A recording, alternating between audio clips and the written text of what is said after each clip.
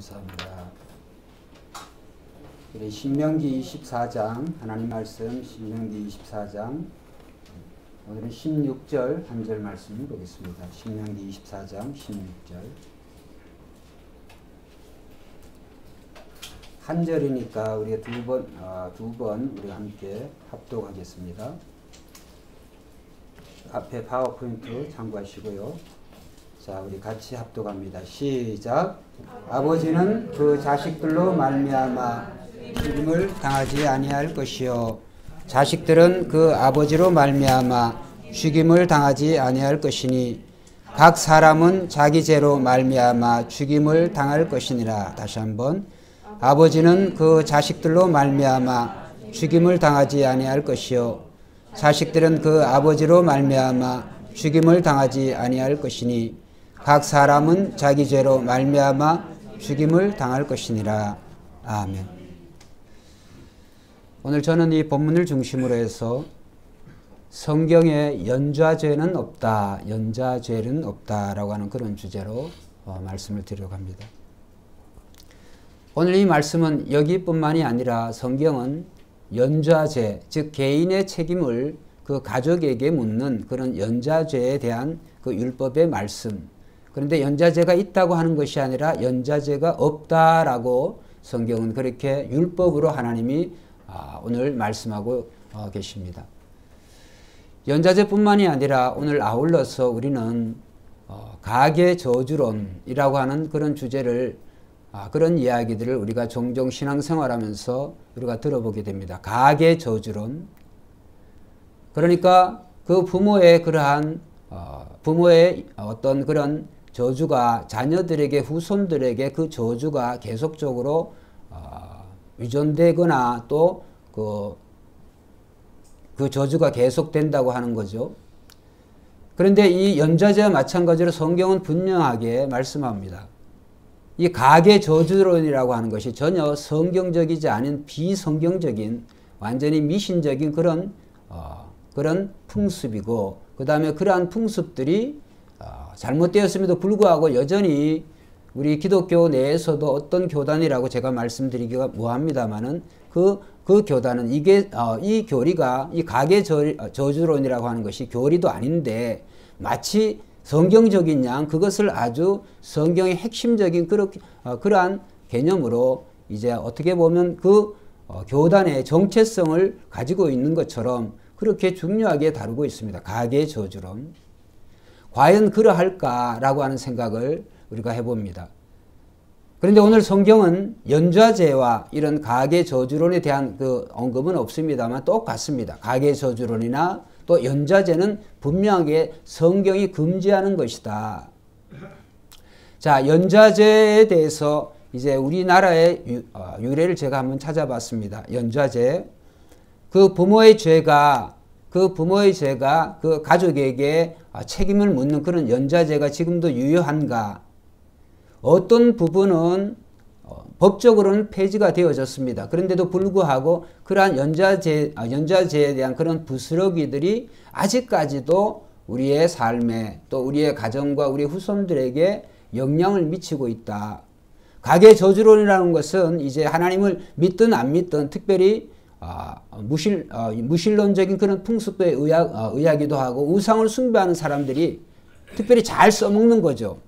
영매자들이 이 가계 저주론이라고 한 거를 그것을 이용을 해가지고 돈벌이 수단으로 이제 많이 사용하고 있는 것을 우리는 알고 있습니다. 중요한 것은 1894년에 우리나라의 갑오경장이라고 갑오교역 때 그때 이제 조선시대 신분제도와 아울러 이 연좌죄가 폐지되어졌습니다. 1894년에. 그런데 이제 그때 연좌죄가 폐지되었는데 이 형사적인 부분에 대해서만 폐지가 되어졌고 이후에 그러한 것이 계속 되어졌습니다.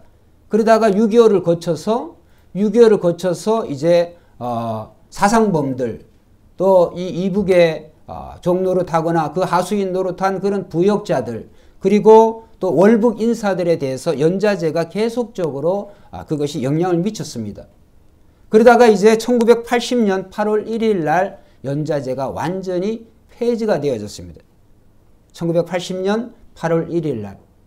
그럼에도 불구하고 그 이후에 지금까지도 계속해서 정부의 또 고위직이나 특별히 어떤 군인이나 그런 어떤 정부의 고위직에는 이 연좌제 그런 찌끄러기들이 영향을 계속적으로 미치고 있습니다. 그래서 부모가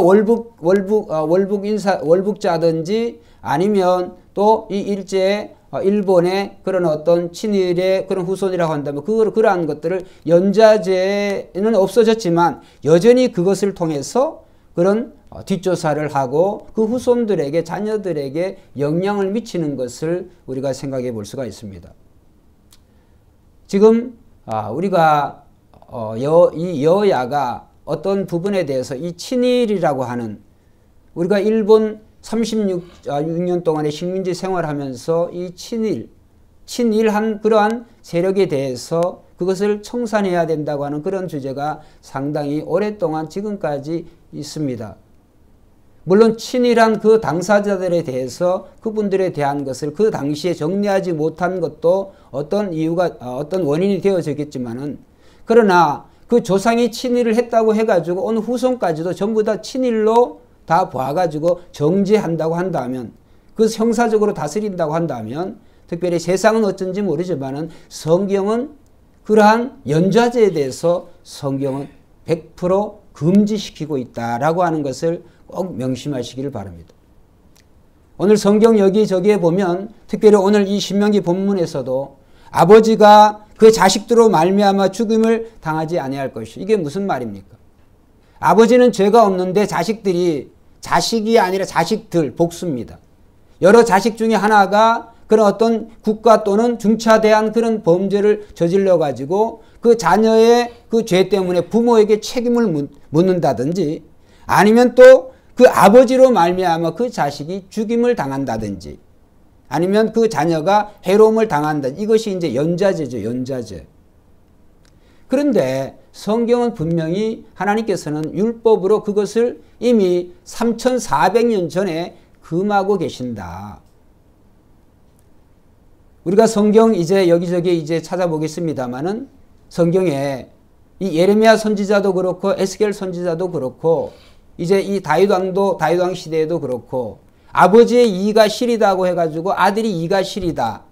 물론 유전적인 면에 있어서 어떤 그러한 부분은 어느 정도는 영향을 미칠지 모르겠습니다만 성경적인 견해는 뭐냐면 하나님께서는 각 개인의 죄에 그 대에 하나님이 책임을 물으신다고 하는 것이죠. 그 개인에 대한 책임을 그 개인 때에서 끊습니다. 그것이 계속해서 후손에게 자녀에게 그것을 묻지 않는다고 하는 거예요. 만약 그렇다고 한다면은 오늘 우리의 신앙에 상당히 심각한 그런 영향을 위해가 되어지는 것이죠. 저와 여러분들 중에 특별히 저처럼 우리 부모님이 여기 계십니다만은 이제 부모 세대가 아주 신앙이 그 신앙심이 깊고 아주 신앙이 어떻게 보면 명문 가문이다. 신앙에 어떻게 보면 금수저다라고 생각할 수가 있습니다. 그러면 그 자녀들이 이제 그 금수저라고 하는 말을 여러분 아시니까 그 자녀들도 부모님에 따라서 부모님의 그 신앙이 그 자녀들은 형편없이 사는데도 불구하고 부모의 신앙을 보고 그 자녀에게 하나님께서 그렇게 부모의 축복을 자녀에게 축복을 주시냐? 전혀 아니올시다. 그러면 또 그 부모가 하나님을 알지 못해서 자기가 신앙의 1세대인데 상당히 억울한 면이 있죠. 부모가 신앙을 하나님을 믿으면 좋지만 믿지 않은 것에 대한 그러한 것을 자기의 삶에 내가 신앙의 1세대라서 이런 내가 어떻게 보면 피해 의식을 가지고 있는 그런 것도 잘못된 것이죠. 그렇기 때문에 오늘 우리는 신앙은 한번 따라합시다. 철저히 각 개인에게 책임이 있다. 신앙은 철저하게 각 개인에게 아버지가 예수 그리스도를 어머니가 예수 그리스도를 나의 구세주로 영접했다고 해서 그 자녀가 자동으로 예수 그리스도를 영접하는 게 아니에요. 그 자녀도 반드시 구원받고 하나님의 자녀가 되려고 한다면 그런 신앙의 명문 가문에 있다고 할지라도 조상 때부터 하나님을 잘 믿는 가문이라 할지라도 그 당사자가 예수 그리스도를 나의 구세주로 인격적으로 영접해야 될 줄로 믿습니다. 인격적으로. 그렇기 때문에 오늘 이 말씀을 통하여서 오늘 신앙의 각 세대에게 아주 엄중한 책임을 하나님께서 물으시는 것입니다. 그렇기 때문에 오늘 우리는 이 세상을 살아가면서 우리가 어떻게 보면 어떤 상황이 이렇게 안 좋은 상황이 되어지면 어떻게 보면 세상 말에 피해자 코스프레라고 하는 그런 이야기가 있죠. 나는 괜찮은데 다른 사람들이 나에게 대해서 우리 부모에 대해서 부모 때문에 그렇다. 또 아니면 누구 때문에 그렇다. 다른 사람 핑계를 우리가 많이 듣는 것을 볼 수가 있습니다. 자기 자신은 그렇지 않다고 할지라도 또 자기 자신이 그 뒤에 부모 뒤에 숨어요. 부모 뒤에 우리 부모님이 이래서 나는 이렇다. 절대로 그럴 수가 없습니다. 그렇기 때문에 오늘 우리 각자가 자기 신앙에 대해서 하나님 앞에 서는 그날까지 각자가 책임을 져야 될 줄로 믿습니다. 각자가. 제가 미국에서 이렇게 전도 다니면서 종종 듣는 이야기가 뭐냐면 특히 남자분들이 그런 얘기를 많이 해요. 목사님, 아내는 교회 나오는데 남편이 교회를 안 나와요. 예수를 안 믿어요. 그러면 많은 분들이 이런 이야기를 해요. 아유, 목사님, 아내만 잘 믿으면 되죠. 그 아내 치맛자루만 잡고 나는 천국 갈 겁니다. 또 갈 수 있을 겁니다. 아내의 신앙이 워낙 좋으니까. 그런 거는 완전히 비신앙적인 거예요. 아내가 아무리 신앙이 좋고 남편이 아무리 신앙 좋다고 할지라도 자기가 안 믿으면, 자기가 구원에 대한 확신이 없다고 한다면, 즉 물과 성령으로 거듭나지 않는다고 한다면 그분은 구원받을 수가 없습니다. 그래서 철저히 구원은 개인적이에요. 구원이 개인적인 것과 같이 이 신앙에 우리의 삶에 연좌제라고 하는 건 있을 수가 없습니다. 부모의 이가 시리다고 해서 자녀의 이가 시리다. 이거는 이스라엘 잘못된 그런 속담을 그 에스겔 선지자, 예레미야 선지자의 시대에 이스라엘 민족이 그것을 변명을 한 거예요. 그래서 하나님께서는 뭐라고 말씀하신가 하니 하나님 말씀 우리가 한번 보겠습니다. 에스겔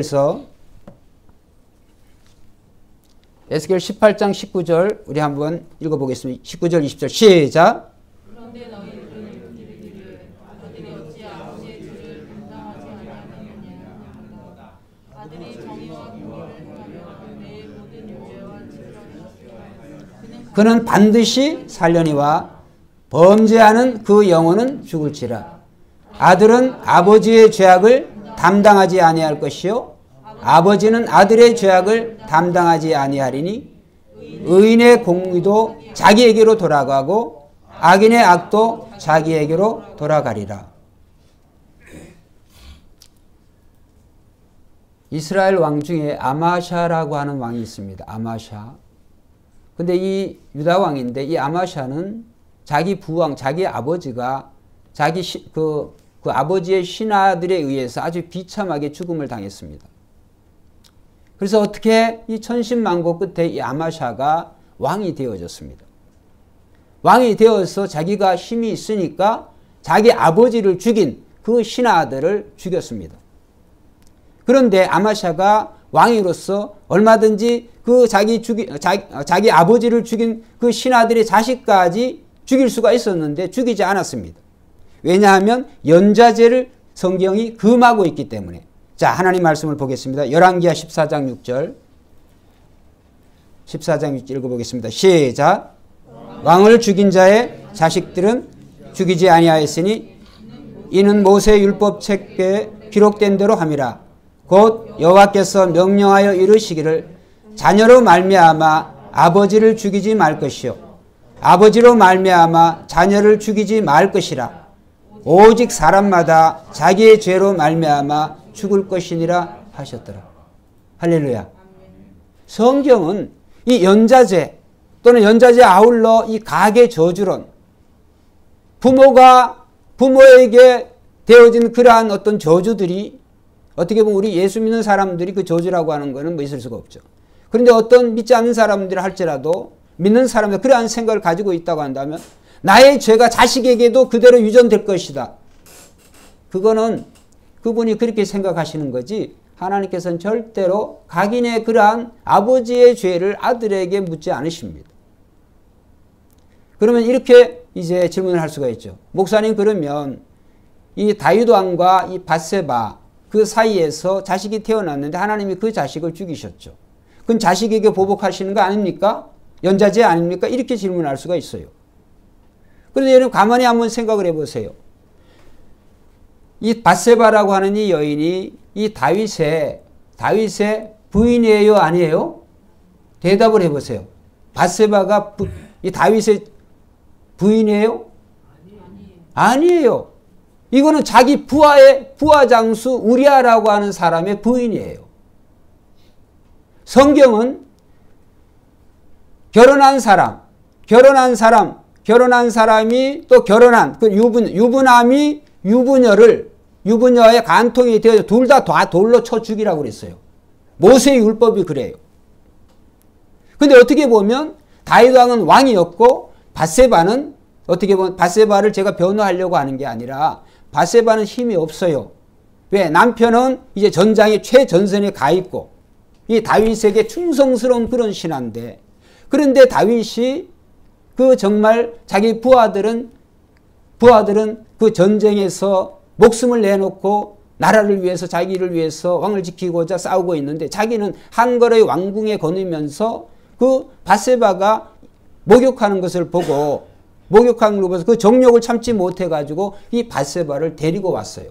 데리고 와서 억지로 동침을 하게 된 거죠. 물론 그 사이에 이제 우리아를 불러가지고 술을 먹여가지고 자기는 밧세바와 잠을 잠자고 아이가 생겼는데 그것을 숨기기 위해서 우리아를 전쟁에서 불러가지고 아내와 잠자리를 하게 했는데 이 우리아가 얼마나 충직한 부하냐면 잠자리를 하지 않았습니다. 집에 들어가지를 않았어요. 그래서 왕이 묻습니다. 아니 너는 어떻게 해서 정말 내 부인에게 이렇게 가지 않느냐 그러니까. 나의 부하들이 또 왕의 신하들이 최전선에서 전쟁을 하고 있는데 내가 어찌 그 와이프를 내 와이프를 아내 내 품에 안고 그렇게 할 수가 있느냐. 그래서 안 들어갔습니다.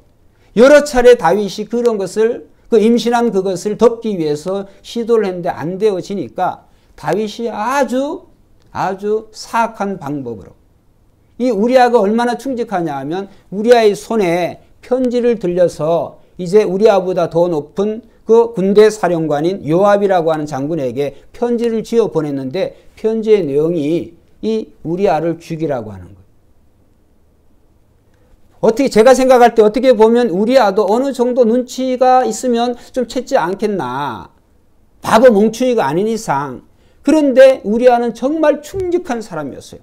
그 편지를 뜯어보기는커녕 그것을 요압 장군에게 그대로 전달하니까 요압이 그 다윗의 말대로 결국은 최전선의 총알바지로 지금 표현하면 총알바지로 우리아뿐만이 아니라 우리아 한 사람을 죽일 수가 없으니까 우리아의 그러한 가장 친한 그런 부하들을 최전선에 보내가지고 그 성 밑에서 가면 어떻게 되는 거예요? 위에서 화살을 쏘고 돌을 던지면 죽는 거죠. 죽으라고 그러한 곳에 보낸 거예요.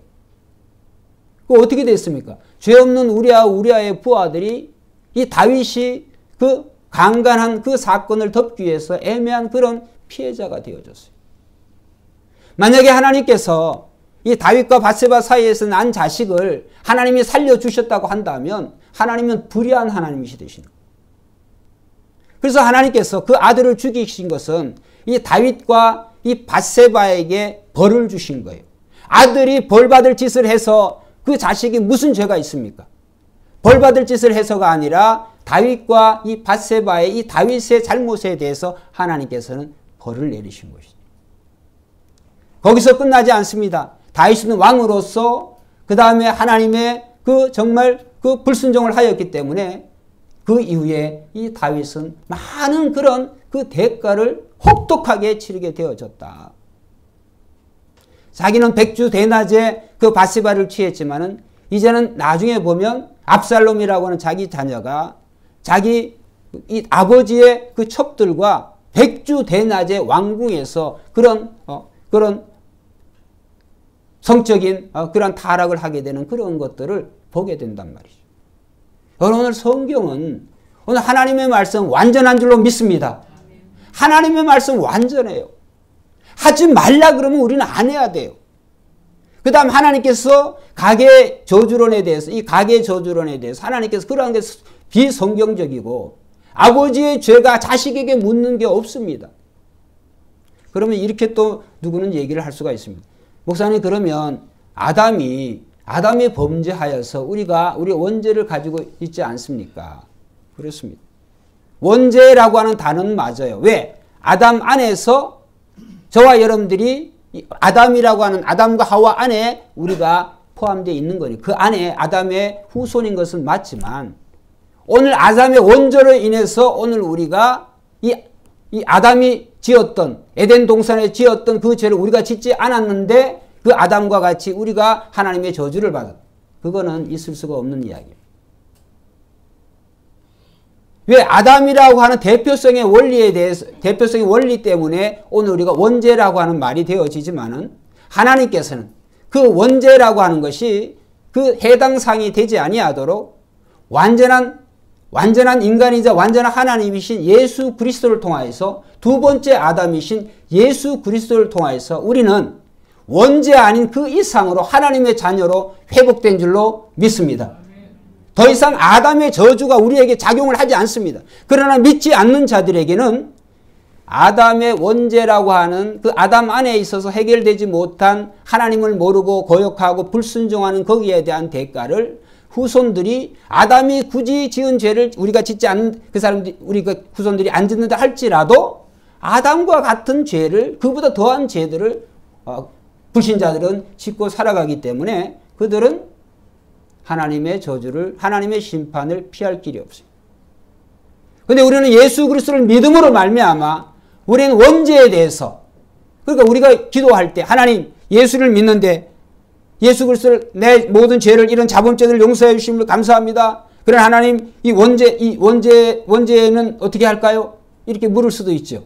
원죄가 뭘 어떻게 하기는 어떻게 해요? 우리의 모든 원죄와 자범죄를 예수 그리스도를 믿음으로 우리의 모든 죄가 용서가 되는 줄로 믿습니다. 원죄 자범죄 신경 쓸 필요가 없어요. 왜? 예수 그리스도의 십자가의 죽음이 하나님의 모든 불순종에 대한 대가를 예수 그리스도께서 죄에 대한 모든 총체적인 대가를 예수님이 다 지셨기 때문에 예수님이 지셨는데 이미 거기에 무슨 가계 저주론이 나오고 거기에 무슨 연좌제가 어떻게 적용이 될 수가 있어요. 그렇기 때문에 우리는 오늘 말씀에 있는 것처럼 각자 개인의 죄에 대해서 그 죄에 대한 책임을 각 개인이 지게 되는 것이죠.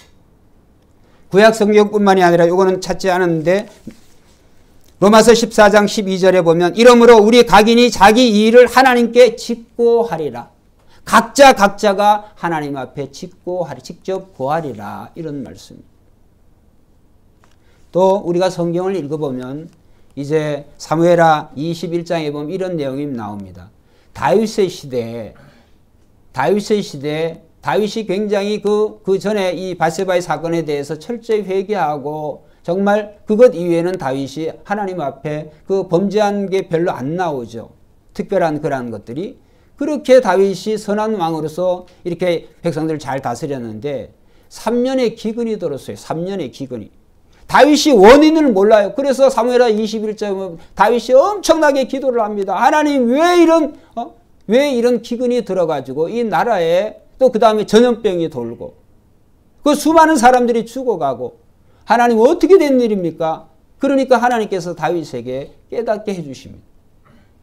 이 기근이 있는 것은 너의 죄 때문이 아니라 너의 선임자 사울. 이 사울 왕의 죄 때문에 그렇다. 그러면 사울 왕의 죄라고 하는 게 뭘까요? 설명이 나옵니다. 사무엘사 21장에 보면. 설명이 뭐냐 하면 이제 이스라엘 민족의 광야의 40년의 생활을 이제 끝내고 가나안 땅에 이제 들어가서 가나안 정복 전쟁을 하게 됩니다. 근데 여리고 성도 가나안 여러 성 중에 가장 강력한 성인 이 여리고 성이 무너지니까 주변에 있는 인근의 부족과 그런 성들이 두려움에 떨어가지고 두려움에 떨게 되어졌어요. 그래서 여러 나라들이 여러 왕들이 연합을 해가지고 이스라엘을 이제 칩니다. 그런데 그 중에 큰 성인데 바로 이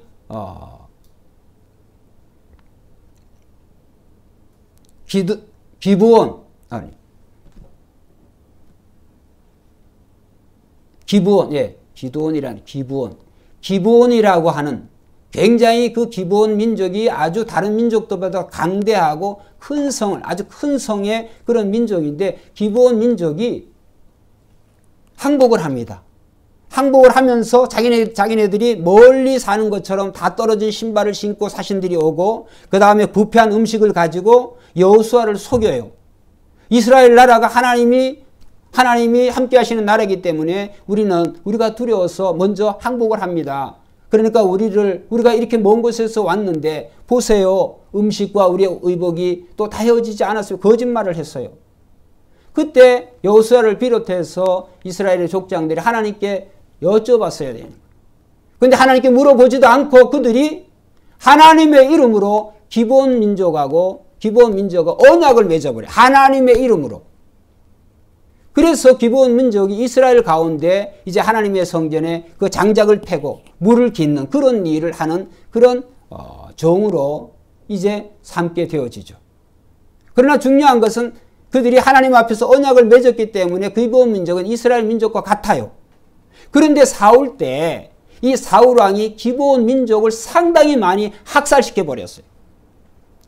자기 조상 때부터 하나님께서 이미 기브온 민족을 죽이지 않겠다고 맹세와 언약을 했는데도 불구하고 사울 왕이 그러한 짓을 한 거죠. 그래서 그것이 이제 하나님께서는 이 다윗 시대, 물론 그 일로 인해서 이 사울 왕과 이 요나단을 비롯한 이 사울의 아들들이 많이 죽게 됩니다. 전쟁에서 죽게 되어지죠. 사울 왕과 그 자녀들 그것이 죽은 것으로 끝나지 아니고 하나님께서 계속적으로 그 기브온 민족을 학살한 그에 대한 책임이 이거는 국가적으로 잘못한 내용이기 때문에 하나님께서는 거기에 더 엄중하게 책임을 물으셔서 남아있는 기브온 민족들이 자기 조상들이 이렇게 당했다라고 하는 것에 대해서 이 다윗 왕에게 보고를 합니다.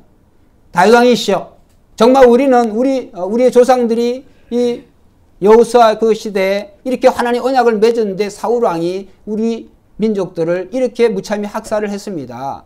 거기에 왕께서 오늘 우리에게 그것을 우리의 소원을 들어주시오. 그 소원이 뭐냐 그러니까 이제 자기네들을 죽이는데 가장 앞장서고 이런 사람 7사람을 자기들은 이렇게 죽일 수 있도록 그렇게 해라. 거기에 가담한 자, 자기 조상들을 무참히 학살시키는 그 가담한 사람 7사람을 그래서 기브온 민족이 그것을 남아있는 기브온 민족이 그것을 요구를 해요. 그래서 다윗 왕이 그것을 그 소원대로 이 사울의 후손 중에 남아있는 그것도 기브온 민족을 학살하는데 주동한 자 7 후손들을 넘겨줘요. 물론 거기에 예외는 무비보셋이라고 하는 그런 사울의 그 아들은 참 이 다윗에게 선을 베풀고 참 어떻게 보면 착한 그런 아들이죠. 그 무비보셋과 그의 후손들은 다윗이 넘겨주지 않았습니다. 이런 것을 보면 하나님께서는 물론 이런 국가적 민족적으로 범죄한 죄에 대해서는 하나님께서 반드시 거기에 그렇게 묻는다. 그러나 개인에 대한 그 책임의 그 죄든 하나님이 반드시 그 당대에서 하나님은 끝나게 하시는, 어떻게 보면 사랑의 하나님, 은혜의 하나님이신 줄로 믿습니다. 오늘 저와 여러분들이 이 말씀을 우리가 잘 생각하셔서 오늘 정말 우리들은 신앙은 현재형이기도 하고 신앙은 1세대예요. 1세대. 여러분 당대에서 끝나는 겁니다.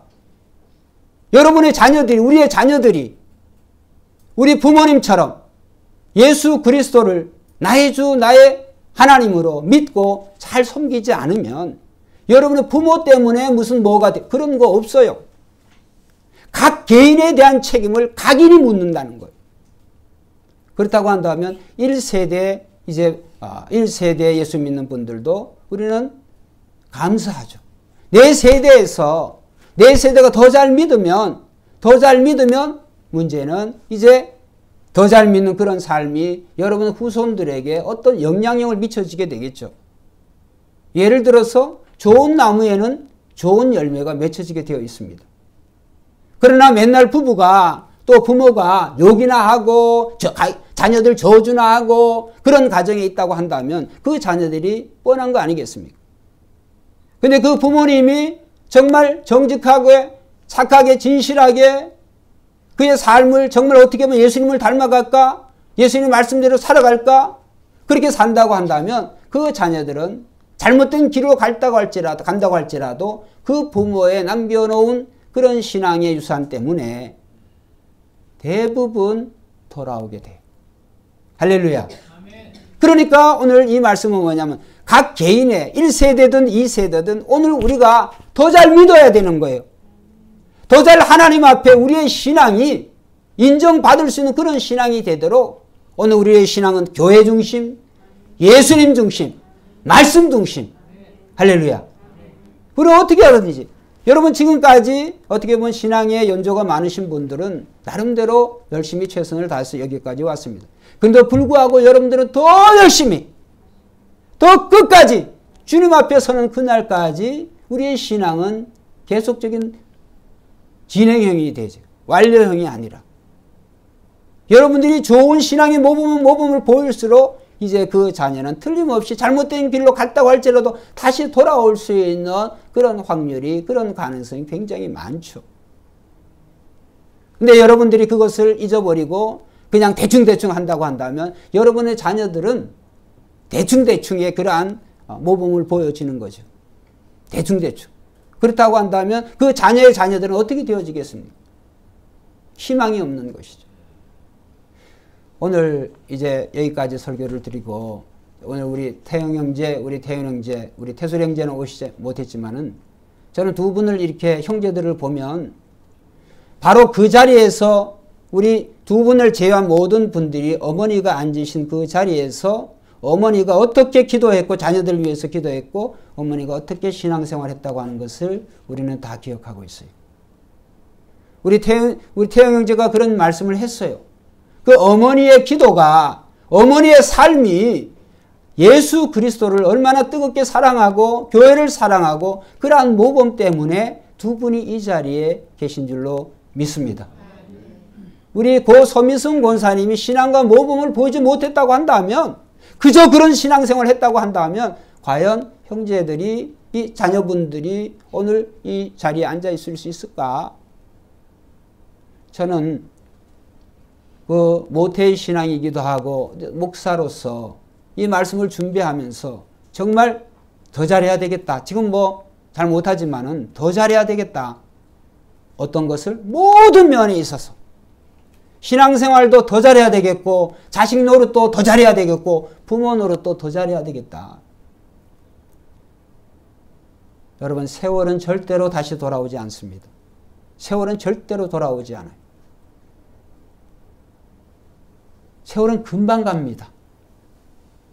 이제 조금 있다가 어느 정도 세월이 지나면 또 돈 좀 벌고 언제 안정이 되면 신앙생활, 그런 날은 안 와요. 지금 못하는데 그런 날이 할 것 같습니까? 절대로 못해요. 이 말씀을 잘 기억하시오. 오늘 밤 여러분을 지금 이 순간 하나님께서 여러분을 부르신다고 한다면 여러분이 부르시기 전까지 생활하는 것, 그것이 기억이 되어지는 것. 물론 예수 그리스도를 믿음으로 말미암아 구원받지만은 그러나 오늘 우리가 부끄러운 구원을 받으면 안 되겠어요.